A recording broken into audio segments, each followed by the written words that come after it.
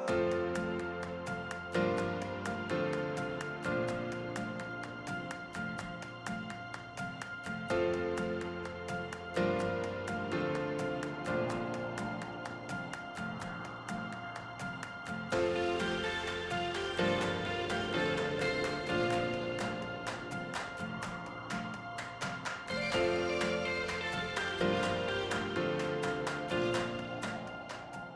2040, c'est encore loin. » C'est vrai, d'ici là, nous voulons rendre chaque processus 100% durable.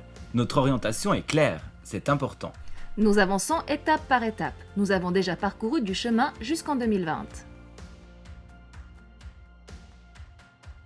À présent, nous travaillons à atteindre nos objectifs pour 2025.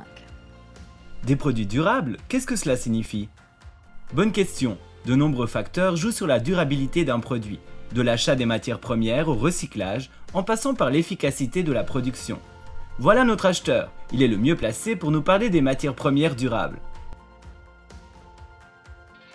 Avec le commerce de détail Migros, nous avons analysé nos principales matières premières sous l'angle des conditions de travail dans les pays d'origine et des problèmes environnementaux. D'ici 2025, toutes nos matières premières devront respecter les exigences minimales en matière de durabilité. Par exemple, le label Fairtrade ou Rainforest Alliance sur le café et le cacao garantissent à nos yeux une production durable et de meilleures conditions de vie et de travail aux paysans. À l'avenir, le blé de nos pins sera cultivé sans pesticides synthétiques, ce qui fera de nous des pionniers. Il y a tellement de choses à vérifier au niveau des matières premières. Lorsque je fais mes courses, cela m'agace de trouver des emballages volumineux que je ne peux pas recycler. Migros propose-t-elle une solution durable ? Oui, nos développeurs d'emballage y travaillent. Suivez-moi. Bonjour tout le monde! L'emballage est essentiel pour protéger nos produits pendant le transport et le stockage. D'ici 2025, nous prévoyons de rendre tous nos emballages 100% recyclables. En parallèle, nous y intégrerons au moins 50% de matériaux recyclés afin de fermer la boucle. Par exemple, Apros donne une deuxième vie aux bouteilles usagées. Les bouteilles en PET collectées dans les magasins Migros sont recyclées et transformées en bouteilles neuves. Migros se démène pour rendre les matières premières et les emballages durables. Mais qu'en est-il de la production ? Bien visiter ma ligne de production, mais d'abord, il faut s'équiper.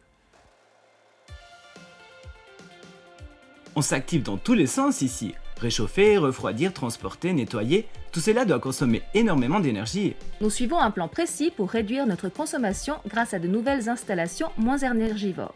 Depuis janvier 2021, l'électricité que nous utilisons provient exclusivement de l'énergie hydraulique ou de nos propres installations solaires. D'ici 2025, nous voulons produire de la chaleur de façon durable pour une part d'énergie renouvelable à 66%. Mifroma s'alimente déjà de façon 100% durable grâce à la récupération de chaleur et au biogaz produit par ces déchets.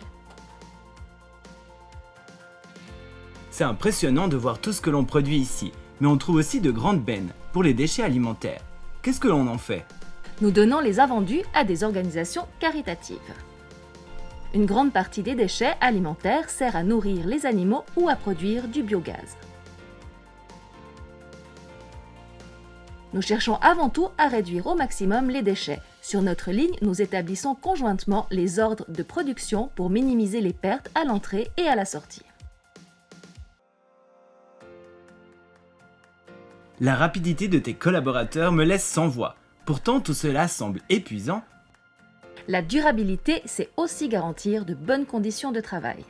Nous nous appuyons sur un programme complet pour promouvoir la santé de nos collaborateurs.